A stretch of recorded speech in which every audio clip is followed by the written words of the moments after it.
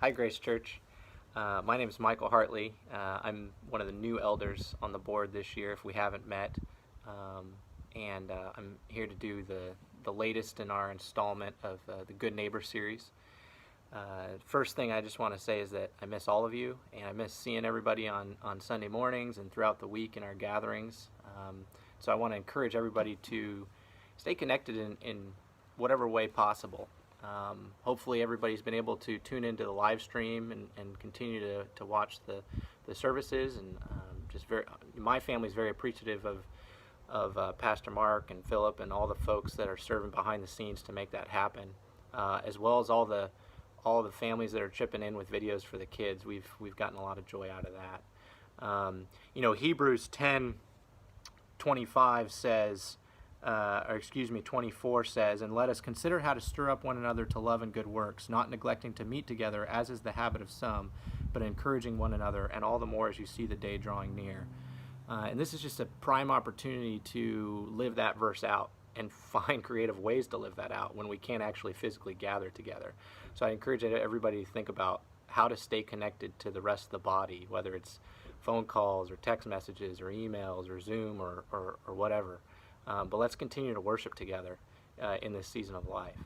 The other thing I want to talk about this week, in our Good Neighbor segment, we've been focusing on how to love your neighbor in this strange time of life that we find ourselves. And I want to talk about the neighbors, so to speak, that are in your own home, your family, and the people that you live with, the people that you're probably starting to get on each other's nerves because you can't leave the house. And so how do you love one another and display patience with one another and serve one another? So if you're married, I want to encourage you and challenge you. How do you use this opportunity to really pursue your spouse and serve them and love them? This is a time where some of the distractions of life, other social commitments are gone, and so you have an opportunity to hopefully spend some quality time with your spouse. And so I would encourage you to pray with your wife or husband and spend time in devotion and spend time in the Word together and encourage one another, build each other up.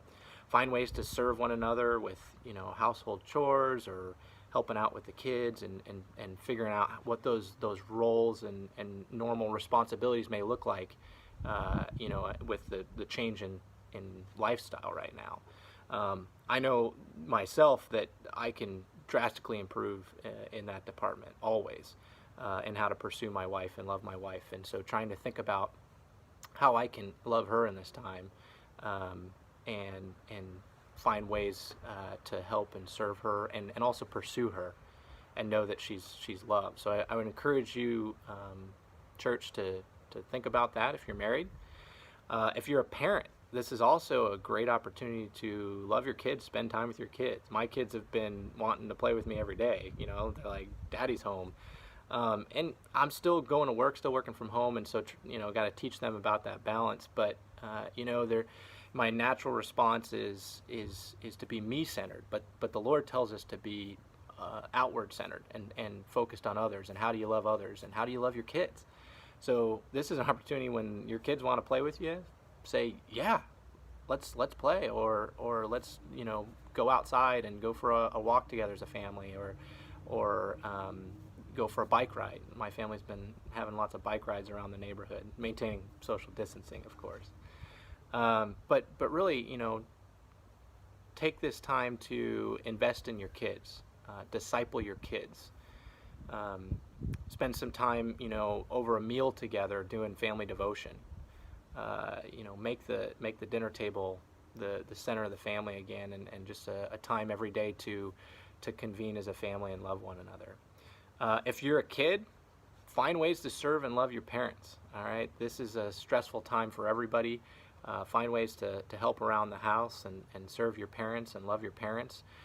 Find ways to love your siblings, and get to know your siblings better. When you can't hang out with your friends as much outside of the home, this is an opportunity to build up those relationships with your brothers and sisters.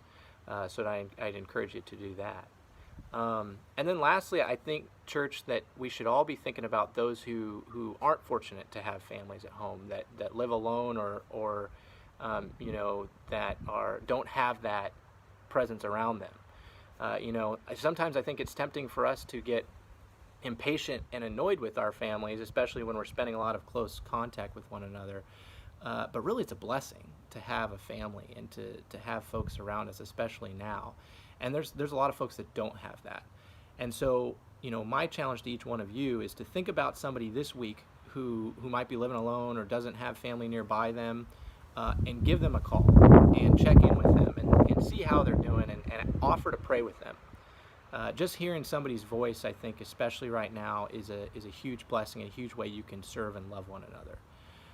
So that's my admonition to you guys this week, and encouragement to you is to love the neighbors inside your own home, the ones that you're spending all of your life with right now, without the normal distractions of everyday life. Lord, figure out how to love and invest in your family and love one another in this time. I love you all. I hope that this ends soon, and that we can all be back together physically and enjoy one another's fellowship.